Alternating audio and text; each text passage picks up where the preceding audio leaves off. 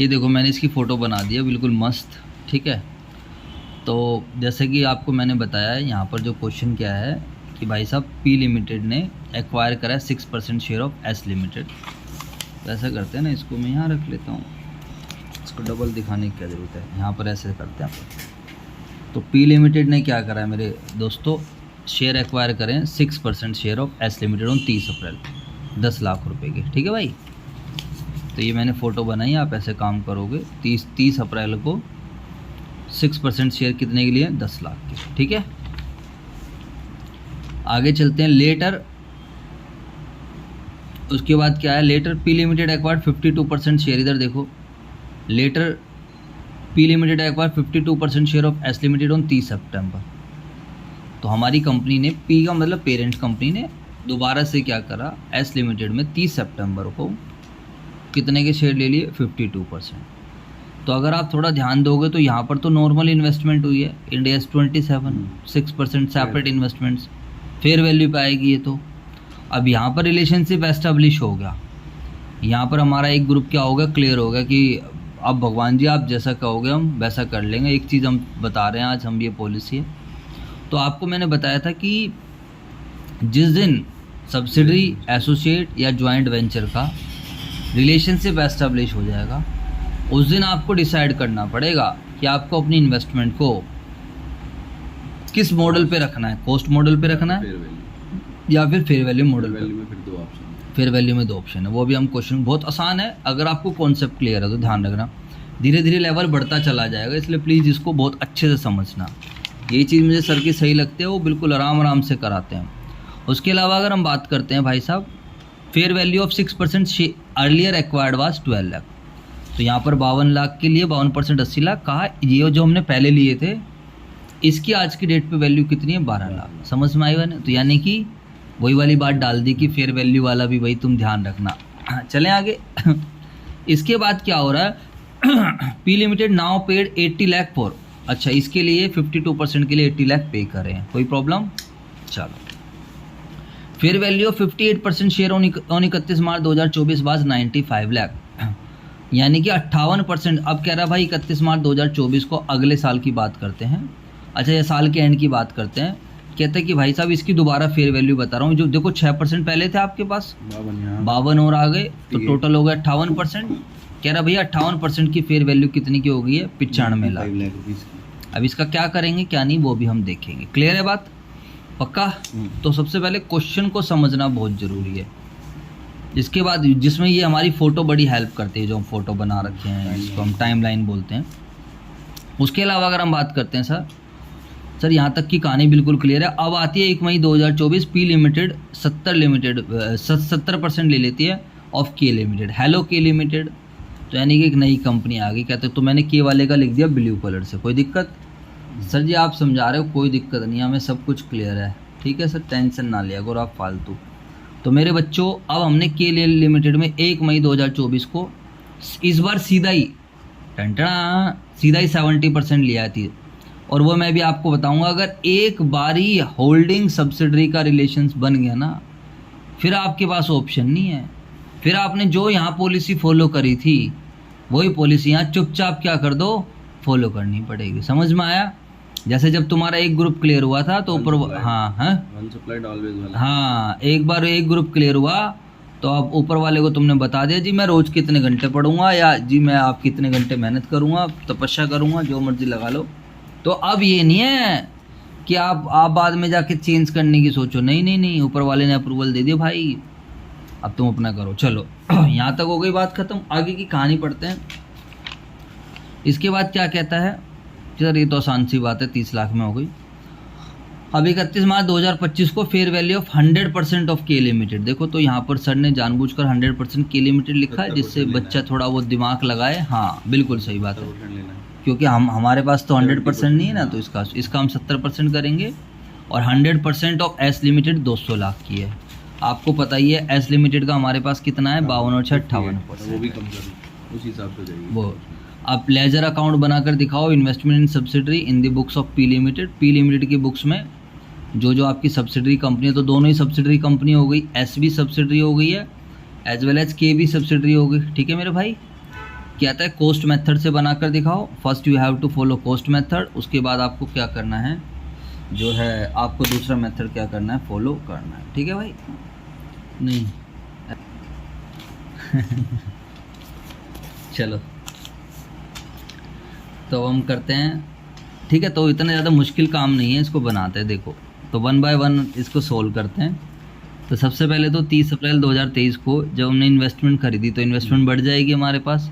Investment बढ़ेगी तो debit side में 2 बैंक करके लिखना पड़ेगा। और हम लोगों ने 6% इन्वेस्टमेंट ली है, तो 6% इन्वेस्टमेंट कितने रुपए की आई है, 10 लाख रुपए की। ठीक है भाई, कोई दिक्कत नहीं। और ये तो ऑटोमेटिकली फेयर वैल्यू होती है इससे। हाँ, ये वही हमारी एक तरीके से वैल्यू है। उसके अलावा अब आप देखो 30 डेट वाइज हमें अकाउंटिंग करनी होती है। दिन ये वैल्यू कॉस्ट बुक वैल्यू बन जाती है ना हमारी एक तरीके से। हाँ, वो कैरिंग अमाउंट बन जाता है ना। चलो जी सर, इसके बाद की अगर हम डिस्कशन करते हैं तो इसके बाद क्वेश्चन क्या कहता है, डेट वाइज हमेशा अकाउंटिंग करनी होती है, इस बात को आप हमेशा ध्यान रखना। तो 30 सितंबर 2023, now we are again going to purchase 52%, और इस बार हम कितने की परचेज कर रहे हैं, 80 लाख रुपए की। ठीक है भाई साहब, क्लियर ये बात? क्लियर। ये तो ऑटोमेटिकली फेयर, जिस दिन हम परचेज करेंगे वो तो ऑटोमेटिकली क्या होती है, फेयर वैल्यू।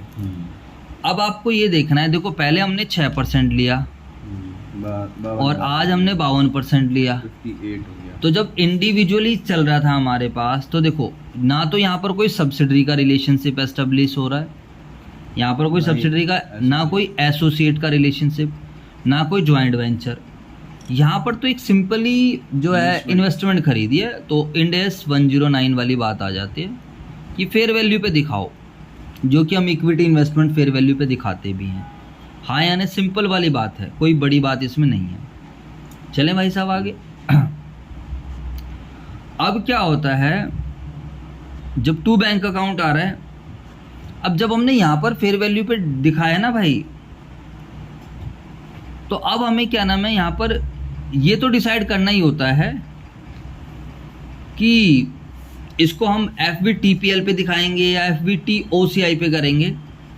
देखो अब यहाँ पर रिलेशनशिप हमारा क्या हो गया, जन्म हो गया हमारा, किसका जन्म हो गया, सब्सिडरी, एसोसिएट या फिर ज्वाइंट वेंचर। बोलो भाई, कैसे पता चला सब्सिडरी, एसोसिएट, ज्वाइंट वेंचर का जन्म हो गया? 50% प्लस, क्योंकि 52% का आ गया। पहले हमारे पास कितने का था बताओ, 6% का। बोलो भाई। तो अब हमें यहाँ पर क्या करना पड़ेगा, जैसे ही सब्सिडरी, एसोसिएट, ज्वाइंट वेंचर का जन्म हो गया है, डिसाइड करना पड़ेगा। अब हमें क्या करना पड़ेगा, हमें जो हमारा इंडिविजुअल वाली फाइनेंशियल स्टेटमेंट्स भी हैं, उसमें हमें क्या है, इंड एस 27 के हिसाब से हमें इसको रिवैल्यू करना पड़ेगा, सारी इन्वेस्टमेंट्स को। ये तो आज खरीदी ही है, ओरिजिनल इन्वेस्टमेंट को भी क्या करना पड़ेगा, रिवैल्यू करना पड़ेगा। समझ में आई बात या नहीं? अब ये आपकी मर्जी है कि आपको क्या फॉलो करना है। अगर आपने पहले डिसाइड करा है कि मैं P&L, अगर आपने इन्वेस्टमेंट रखी है नॉन स्ट्रेटेजिक, प्रॉफिट्स कमाने के लिए रखी थी, तो गेन या लॉस आप कहाँ डाल दोगे, P&L में। या फिर अगर आपने स्ट्रेटेजिक इन्वेस्टमेंट करिए तो आप कहाँ डाल दोगे, OCI। इन दोनों में से कोई एक लिखना है। समझ में आया? अब ये 10 लाख वाली इन्वेस्टमेंट कितने रुपए की हो गई है इस डेट पे, 12 लाख की। तो आपको इसको रिवैल्यू करना पड़ेगा, फ़ायदा होगा 2 लाख रुपए। ये तो ऑलरेडी, अब हम ये कैसे बताएंगे कि हमने ये लिया या ये लिया? ये तो दोनों अभी कॉन्सेप्ट समझा रहा हूँ ना मैं। तो कॉन्सेप्ट में तो मैंने दोनों लिख दिया। अभी आपके यहाँ पर डिसाइड करता है कि आपने यहाँ पर जो है, मतलब यहाँ पर आपको चॉइस है एक तरीके से। मतलब यहाँ पर तो खैर आप वैल्यूड करोगे ही करोगे, यहाँ पर तो आप हमेशा वो करोगे, रिवैल्यू। हाँ, रिवैल्यू करोगे आप। बट वो डिसाइड करना है कि FVTPL है या OCI। हाँ, ये डिसाइड करना है कि इसको FVTPL पे करना है या फिर OCI पे करना है।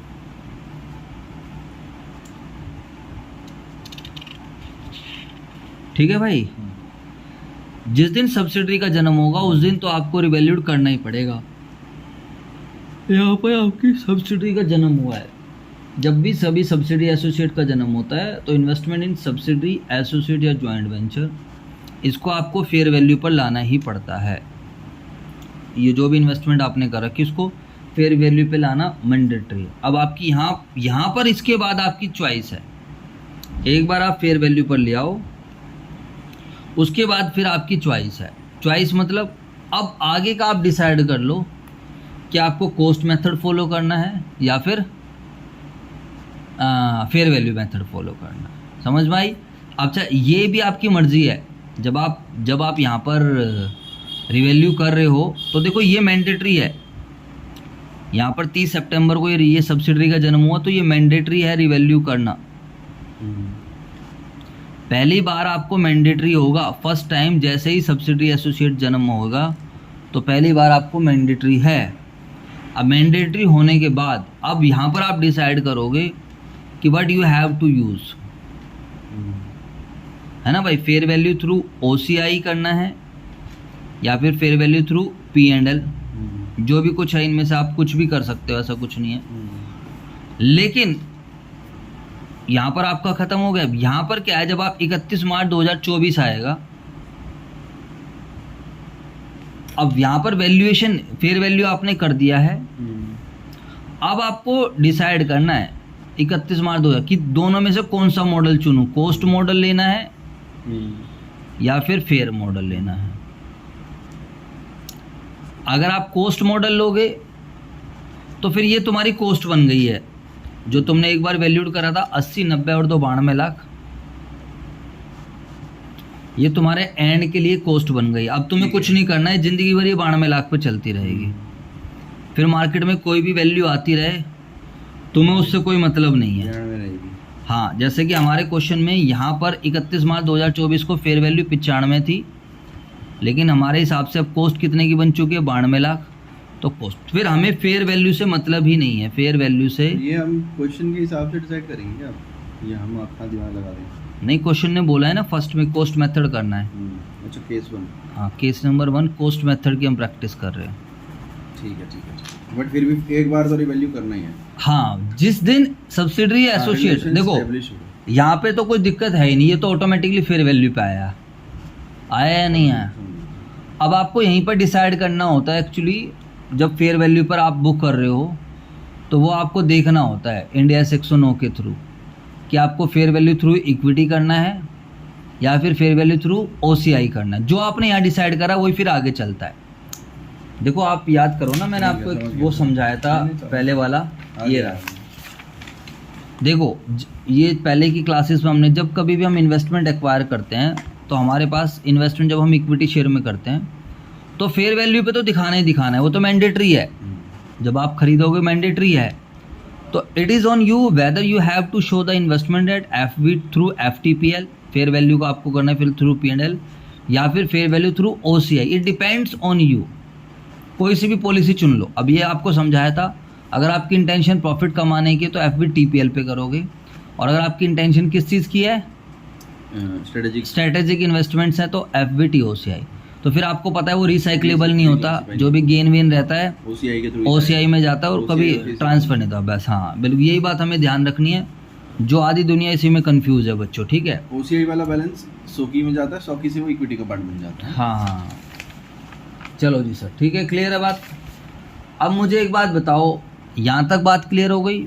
यहाँ पर कुछ नहीं है सर, यहाँ पर तो फेयर वैल्यू आएगा ही आएगा। बस ये हमें डिसाइड करना है कि भैया जब हम फेयर वैल्यू यहीं पर डिसाइड कर लो, आपकी मर्जी है ना यार, FVTPL वाला फॉलो करूं या फिर फेयर वैल्यू थ्रू OCI वाला करूं, है ना। इसके बाद क्या हो रहा है, हम हमेशा क्या करेंगे, जैसे ही सब्सिडरी आएगी, रिलेशनशिप एस्टेब्लिश होगा, जैसे ही रिलेशनशिप एस्टेब्लिश होगा उस दिन तो हमें रिवैल्यू करना है, मैंडेटरी है। ठीक है, और बस ये है कि हमें सोचना पड़ेगा कि P&L की थ्रू। हाँ, ये डिपेंड करता है हमने ऊपर क्या सोचा था, क्या डिसाइड करा था। अगर आपने ऊपर डिसाइड करा है FVTPL, तो फिर मेरे भाइयों TPL ही लेंगे, आप खाली P&L लिखोगे। जब ये वाला होगा देन फिर ये करोगे। समझ में आई बात या नहीं? तो इट डिपेंड्स। मुझे लगता है इसमें कोई प्रॉब्लम नहीं होनी चाहिए आप लोगों को। बाकी क्वेश्चंस करेंगे, जब हम क्वेश्चंस करेंगे तो बिल्कुल सीधी सी बात है, इतना आसान हो जाएगा कि आपको टेंशन नहीं होने वाली। लेकिन इट्स बेटर कि यार भाई पहले स्टार्टिंग से करके आराम आराम से करके कॉन्सेप्ट खुद ही बना लें। इसलिए मैं बार बार भी बता रहा हूँ, यहाँ पर ऑटोमेटिकली फेयर वैल्यू आ गया भैया, यहीं पर डिसाइड कर लो कि स्ट्रेटेजिक इन्वेस्टमेंट है या नॉन स्ट्रेटेजिक है। स्ट्रेटेजिक है तो OCI वाली फॉलो कर लो फेयर वैल्यूज़। अगर ये तो सिंपल इंडिया 609 कह रहा है, इंडिया 609 क्या कहता है, इधर देख लो, कोई भी इन्वेस्टमेंट आप खरीदोगे बुक्स में आज के टाइम फेयर वैल्यू दिखाने, ये मैंडेटरी है पहली बार। हाँ, जो तो ये तो होते ही आती है हमेशा। अब आपको आगे रिवैल्यूट करना है तो ये डिसाइड कर लो कि FVTPL के थ्रू करना है या ये डिपेंड करता है। इसके लिए हमने क्लास पहले लगा रखी है। अब ये बात हमें इंडेक्स 27 ने कही है कि जिस भी दिन आपका रिलेशनशिप एस्टेब्लिश हो जाए, कौन सा रिलेशनशिप एस्टेब्लिश हो जाए, सब्सिडरी एसोसिएट, उस दिन आपको फेयर वैल्यू पे मैंडेट। ये तो आपने खरीद ली, खरीदने की तो एंट्री हो गई, लेकिन यहाँ पर रिलेशनशिप एस्टेब्लिश हो गया ना भाई। हाँ। तो आपको ये तो ऑलरेडी फेयर वैल्यू पे है। हाँ, ये तो हाँ, इसको आपको क्या करना, तो फिर 109 लग गया ना। हाँ, यहाँ तो बिल्कुल राइट, 109 लग गया, यू आर राइट, सही कह रहे हो। यहाँ पर 109 लग गया, वो तो 109 तो हमेशा ही लगेगा जब कभी भी हम इन्वेस्टमेंट परचेज करेंगे। इसको देखना है। अब इसको हमें क्या करना पड़ेगा, फेयर वैल्यू पे लाना पड़ेगा। और अगर ये बढ़ रही है तो ठीक, अगर ये 8 होती तो यहाँ। हाँ, बिल्कुल, तो ये बाय P&L या OCI आ जाता है, कोई दिक्कत, क्योंकि इन्वेस्टमेंट बढ़ रही है तो डेबिट करें। अब ये दोनों लिखे हैं तो इसमें कंफ्यूज मत होना बच्चों। P&L लिखने का मतलब P&L तब आएगा जब आपने पॉलिसी कौन सी सेलेक्ट करी है, FVTPL वाले, अरे बोलो यार, और मतलब जो आपने फेयर वैल्यू थ्रू P&L करना है। और OCI कब आएगा, जब आपने पॉलिसी क्या सेलेक्ट करी है, OCI। सर डन, बिल्कुल डन। चले भाई साहब आगे, तो ये मैंडेटरी है, तो मैंडेटरी हो गया है ये इंडिया 27 के हिसाब से, बिल्कुल इंडिया 27 के हिसाब से, ठीक है। ये इसके थ्रू करेंगे, इसके थ्रू, ये डिपेंड करता है किसके थ्रू, क्वेश्चन क्या बोलता है, ये डिपेंड करता है इनिशियली क्या प्लान किया था हमने। समझ में आई बात है नहीं? यानी कि जिस दिन हमने खरीदी थी उस टाइम हमने कौन सा फॉलो करा। ऐसा नहीं है यहाँ पर तो तुमने प्लान बना लिया FVTPL, यहाँ फिर OCI के थ्रू दिखा रहे हो, ऐसा नहीं है। समझ में आए? जैसे आज आप डिसाइड कर रहे हो तो आज आपको डिसाइड करना है कि एक ग्रुप देना है या 2 ग्रुप देना है, तो ज़्यादा बेटर है आज ही डिसाइड करके उसी के हिसाब से प्लान करो। फिर तो यहीं पे पहले डिसाइड कर लो। तुम ये देख लो अभी डिसाइड कैसे करते हैं, स्ट्रेटेजी क्या है तो FVT OCI। अगर तुम्हारी इंटेंशन कोई क्या बोलते हैं प्रॉफिट्स वगैरह कमाने की नहीं है, बस खाली हाँ तो OCI, और वरना तो प्रॉफिट्स कमाना है तो याद करो हट तो P&L। चलो अब मैं बार बार नहीं समझाऊंगा, मेरे 1 साल की अकाउंटिंग क्लोज होने वाली। अब यहाँ पर ये जो बैलेंस शीट आएगा ये डिपेंड करता है, अब इनमें से कोई भी एक सेलेक्ट करो, दिस इज चॉइस। अब ये आपकी चॉइस है, देख रहे हो कितने बढ़िया नोट्स बन रहे हैं। तो ये अब आपकी चॉइस है, क्या चॉइस है, आइदर यू हैव टू, या तो आप कोस्ट मॉडल फॉलो करो या फिर, अब अगर कोस्ट मॉडल फॉलो करोगे तो कुछ नहीं करना, ये सब आपकी कोस्ट ही है 80, 10, 90। अब ये यहाँ पे मत रोने लग जाना है सर ये तो फेयर वैल्यू थी, ये तो फेयर वैल्यू थी। अबे भाई वो पहले थी ना, बैलेंस शीट डेट पे तो मैं जो मार्केट वैल्यू उस पर नहीं ला रहा है ना, और वो फेयर वैल्यू तो मेरे लिए तो कॉस्ट ही बन गई ना, क्योंकि मार्केट में वैल्यू क्या चल रही है 95 लाख। तो ऐसे तो तुम कभी भी फिर कॉस्ट पे दिखाई नहीं पाओगे। इस हिसाब से तुम्हारे हिसाब से तो कॉस्ट नाम की चीज़ ही नहीं होती। फिर समझ में आ गई बात या नहीं आ गई? बिल्कुल पुराना वो नहीं करना, पुराने से रिट्रोस्पेक्टिवली कॉस्ट पे नहीं लाना, आप इस बात को ध्यान रखना। बस खत्म हो जाती है बात, पहले साल की अकाउंटिंग यहाँ खत्म। ठीक है भाई साहब, इसके बाद चलते हैं हम। तो सर इसके बाद तो कुछ है ही नहीं क्वेश्चन में, फिर क्या है। 1 अप्रैल 2024 को टू बैलेंस BD 92 लाख रुपए, उसी पे चलेगा।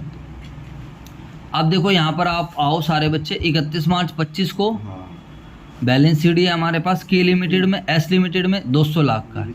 अरे मेरे भाई K लिमिटेड तो अलग है ना, तो उसका तो अलग अकाउंट बनेगा ना बेटा। तो बताओ S लिमिटेड की कितनी वैल्यू है, 200 लाख। तो बाय बैलेंस शीट लिख दूँ 31 मार्च 25, 1% बाय बैलेंस शीट बताओ 200 लाख है ना। अब 200 लाख तो मैं लिख नहीं सकता, जल्दी से बताओ। 99 आएगा ना, हाँ ये तो 92 ही आएगा, कॉस्ट पे आएगा ना। बिल्कुल आएगा। अब इधर देखो 200 लाख पूरी उसकी थी, पूरी 100% की थी 200 लाख, 58%। तो पहले तो 58%, क्योंकि हमारा तो राइट खाली 58% पे है। देखो बच्चों, अपने कॉन्सेप्ट को साथ रखोगे तो ज़िंदगी में मार नहीं खाओगे, पहले बता दिया मैंने आप लोगों को, चाहे टाइम जितना मर्जी लग जाए। तो फेयर वैल्यू 116, ठीक है। लेकिन सर कैसी बात कर दे हो कॉस्ट पे लाएंगे हम। सर जी, हमने तो कॉस्ट मॉडल चुन रखा है, cost तो अब इससे कोई लेना देना नहीं, चाहे बट कम ये हो, लिख चाहे के ज़्यादा हो, यस 92 लाख ही आएगा। 92 लाख ही आएगा। मैं दुनिया Mid term भुला कोई रिवैल्यूएशन दूंगा। होगा तो भी यहाँ नहीं आएगा ना, तो कॉस्ट पे चल रहे हैं हम तो। कॉस्ट पे चलता रहेगा, अब रिवैल्यूएशन से कोई मतलब नहीं है, ठीक है मेरे भाई। मिड टाइम पे तो जनरली नहीं होता है, बट फिर भी ऐसा अभी कुछ देख होगा लिया। तो देख लेंगे। चले मेरे भाई आगे की कहानी, ठीक है भाई, पक्का कोई दिक्कत इसमें? कोई दिक्कत नहीं। इतने अच्छे नोट्स बना दिए हैं, संभाल कर रखना, ठीक है। लास्ट में हम PDF अपना ये जो जितने भी सारे नोट्स बन रहे हैं इसकी मैं फ़ोटो स्टेट करा के रखूँगा, हर बैच की मैं करा के रखता हूँ अपने पास। इधर देखो, चलो सर अब हम बनाते हैं, पहले सर उसका करो आप सिरदर्दी ख़त्म। इन्वेस्टमेंट इन क्या नाम है, के लिमिटेड, ठीक है मेरे भाई। आप खुद नहीं मालूम, मुझे पहली बार इतना क्लियर अभी जाके हुआ है। पढ़ाते पढ़ाते अलग। अरे नहीं यार, सर ने थोड़ा अच्छे तरीके करा था, पहले टीचर नहीं करा रहे थे भाई इस तरीके से ना, तो और फिर थोड़ा मुझे आपको भी पढ़ाना है, तो ऑब्वियस सी बात है मैं पढ़ के भी रखता हूँ, उसी हिसाब से पढ़ भी रहा हूँ। चलो जी सर, 2 बैंक अकाउंट, और अभी तो और चीज़ें क्लियर होंगी आगे आगे जाके। देखो कितनी तारीख को लिया हमने, 1 मई 2024 को, ठीक है मेरे भाई। अरे बोल दे यार, 70%, तो यहाँ तो सीधा ही हमारा रिलेशनशिप एस्टेब्लिश हो रखा है। हाँ। ये तो ऑलरेडी फेयर वैल्यू है। नहीं, ये तो इन वही कौन सा था 109। देखो अब एक चीज़ आप ध्यान रखना, ये तो 109 है ही, 109 के हिसाब से तो ऑलरेडी वो है। अब देखो अब आपको दोबारा चेक करने की आवश्यकता नहीं है, क्यों? ये ऑलरेडी फेयर वैल्यू है। अब आप ये नहीं सोचोगे कि भाई क्या नाम है, जो अब इसमें चेंज आएगा उसको रिवैल्यूड करूं या ना करूं, क्योंकि लाइन क्या थी, जब सब्सिडरी या एसोसिएट का रिलेशनशिप पहली बार बनता है, जन्म होता है, अरे यार वो तो पहले जन्म हो चुका है, ये देखो जन्म तो एक कंपनी तो हमारी एक सब्सिडरी तो पहले ही बन गई ना। तो अब आपको ये जो था, जो आपने इसको रिवैल्यूड करा था, उसकी वो नहीं है, मतलब ऐसा सच रिक्वायरमेंट नहीं है कि आपको रिवैल्यू करना है या नहीं करना है। आपका एक बार ही सब्सिडरी एसोसिएट या ज्वाइंट वेंचर का रिलेशनशिप बन गया है, उसके बाद तो अब आपने एक्चुअल में मॉडल फॉलो कर लिया है ना, अब आप इसको फॉलो करोगे। कॉस्ट या फेयर वैल्यू डिपेंड करता है कौन सा मॉडल फॉलो करा है। आई बात समझ में नहीं? एक चीज ध्यान रखना, एक बार अगर सब्सिडरी एसोसिएट ज्वाइंट वेंचर का रिलेशन बन गया, वही यहाँ भी चलेगा, वही आगे चलता रहेगा, वही भी हो जाए। हाँ, फिर चाहे हाँ, ये बात अलग है कि अगर आप क्या बोलते हैं, एक बार सब्सिडरी का रिलेशन बना, कल को आपने उस सब्सिडरी के रिलेशन को पूरा खत्म कर दिया, मतलब क्लोज कर दिया, बेच दिया, फिर क्या नाम है, दोबारा से आपने किसी कंपनी में फिर दोबारा से वही कहानी शुरू हो जाएगी, बैक टू यहाँ जीरो पे। हाँ, फिर यहाँ आ जाएंगे बिल्कुल जीरो पर, यहाँ पर फिर दोबारा से कहानी शुरू हो जाएगी। इन्वेस्टमेंट करी थी, फेयर वैल्यू, जिस दिन सब्सिडी एसोसिएट ज्वाइंट वेंचर का रिलेशन बनेगा, इस डेट पे चेक करेंगे हम। हाँ इस डेट पे चेक करेंगे जब नया वेंचर। हाँ, इस जिस दिन आप जो किसी दूसरी कंपनी में लगा रहे हो उस डेट पे देखोगे। और ये 30 अप्रैल को हम ये खत्म कर देते हैं, हाँ, फिर से यही वाली कहानी, फिर दोबारा से बिल्कुल हो और जाती है। इस ईयर एंड पे फिर से हमें दिखना पड़ता कॉस्ट लेना है या हमें बिल्कुल बिल्कुल बिल्कुल, यू आर राइट। अब यहाँ पे हमने कॉस्ट ले लिया है और इस डेट पे भी सेम है, तो ये भी हमारा ऑटोमेटिकली अब ये कॉस्ट चलेगा, बस बात खत्म हो गई, यहाँ कुछ नहीं करना हमें। ठीक है, क्योंकि एक बार अगर आपने, एक पहली बार की बात होती है, ठीक है भाई साहब। तो अब यहाँ पर आप क्या करोगे, सीधा 31 मार्च 25 को सीडी और अपना 30 लाख बाय बैलेंस सीडी। अब देखो हमने, हमारे पास के में 70% है, तो 50 लाख का 70% ये फेयर वैल्यू निकाल लो, जिससे कि आपको आइडिया भी लगे और कॉस्ट कि सर हाँ हम ठीक कर रहे हैं। 50 लाख का 70% 35 लाख और 30 लाख, क्योंकि हमने मॉडल कौन सा फॉलो करा है, कॉस्ट। तो यहाँ पर क्या आएगा, 30 लाख। समझ, तो यहीं पर जो हमारा ये वाला ख़त्म हो जाता है। समझ में आई बात या नहीं आप लोगों को? अब आज पहली बार जाके कॉन्सेप्ट समझ में आ रहे हैं, मतलब क्या है इंडिया। अरे आपने ट्यूशन सही जगह लगाया यार, कोई दिक्कत नहीं है। अरे मैं डाउट करता ही नहीं, जब होना होता तो पहले दिन ही मैं नहीं ये तो खैर आपकी अच्छा थी। मैं सही बताऊं तो मैं मेहनत भी इसीलिए कर रहा हूँ क्योंकि मैं हर चीज़ों को बड़ी पॉजिटिवली लेता हूँ कि यार एक बच्चा हमारे पास आया, एक ब्लाइंड फेथ कर रहा है, जो बच्चा फर्स्ट डे फीस सबमिट कर रहा है, इसका मतलब वो कितना ट्रस्ट कर रहा है। तो यार किसी भी तरीके से उसका ट्रस्ट नहीं टूटना चाहिए। बात पैसा नहीं होता, लेकिन एक बच्चा होता है देखूंगा, सोचूंगा, समझूंगा, तो मैं शायद मना भी कर देता, क्योंकि जहाँ ट्रस्ट नहीं रहता ना वहाँ फिर मज़ा नहीं आता। मान लो मैं तुम्हें पढ़ा रहा हूँ और तुम मेरे पे डाउट करे जा रहे हो, फिर तो क्या ही पढ़ाना यार। फिर कोई तो अपना दिमाग लगा, हाँ, या तो अपना ही दिमाग लगा लो या फिर भाई हमारा दिमाग। भाई हम तो, मैं इसलिए पहले ही क्लियर कर देता हूँ, फर्स्ट डे ही क्लियर कर देता हूँ कि भाई देखो ये सिस्टम रहेगा, साफ बात है। अपने बस की नहीं है यार, देखो मैं बताऊँ ना, अपने बस की जो झूठ बोलने वाला सिस्टम नहीं है वहाँ। खा लो, बढ़िया खा लो, ट्रांसपेरेंसी के साथ काम करो, वो ज़्यादा बेटर है। अब हम बी वाला फॉलो करेंगे जो कि काफ़ी आसान रहेगा। इस बार हम क्या करेंगे, कोर्स पहले कोर्स कर रहे थे, फेयरवेल, तो नाम से कंफ्यूज मत होना। अब तो इतना कॉन्फिडेंस आ गया कि सर हम बिना देखे ही कर देंगे। देखो आप, ये आगे इन्वेस्टमेंट इन, बताओ क्या इन्वेस्टमेंट इन पी लिमिटेड। अच्छा पी हमारी एस है पहले, और दूसरी वाली हमारी कौन सी है, इन्वेस्टमेंट इन के। तो के को अभी थोड़ी देर में करेंगे, ठीक है। बस सीधा चार्ट रख लेते हैं हमारे पास, टाइमलाइन। अरे टाइमलाइन तुम्हारी यहाँ पर है, पेज का ये फ़ायदा होता है। तो देखो 30 अप्रैल 2023, साले पेन मज़ा नहीं आ रहा, ज़्यादा डार्क है, इंक छोड़ रहा है। हाँ हाथ चला देता। ये देखो 30 अप्रैल 2023, ये बढ़िया पेन है। हाँ ये सही है। टू बैंक अकाउंट, ठीक है भाई साहब। कितने रुपए की इन्वेस्टमेंट करी, 6% है। 6%। अरे यार अकाउंटिंग तो अपना फेवरेट है ही, क्या दिक्कत है, 10 लाख, ठीक है। अब देखो, तो ये पहली बार हो गया सर, ना तो ये सब्सिडरी का रिलेशन, ना कोई एसोसिएट का, ना कोई ज्वाइंट वेंचर। इतने भी आएगा, इंडिया 609। हाँ इंडिया 609, सही है तुम्हारी रटने की पावर तो भाई साहब। सर आपसे ज़्यादा नंबर लेके आऊँगा, देखना आप। इसके बाद 30 सितंबर 2023 हमने दोबारा से क्या करा, वो खरीद ली, इन्वेस्टमेंट खरीदी, और दिस टाइम हमने 52% बाय करी है, और ये आई है हमारे पास 80 लाख रुपए की, ठीक है भाई। तो ये तो देखो ऑटोमेटिकली फेयर वैल्यू है, यहाँ पर ज़्यादा बहस करने की जरूरत है नहीं, हमेशा फेयर वैल्यू आता है। इंडिया 609 कहता है कि भाई साहब इन्वेस्टमेंट हमेशा फेयर वैल्यू पे दिखाओगे, ठीक है, कोई चॉइस नहीं है, नो चॉइस। यहाँ 52% आ गया। अब देखो यहाँ पर क्या हो गया, सब्सिडरी एसोसिएट ज्वाइंट वेंचर का जन्म हो गया, यानी कि हमारा एक ग्रुप क्लियर हो गया है।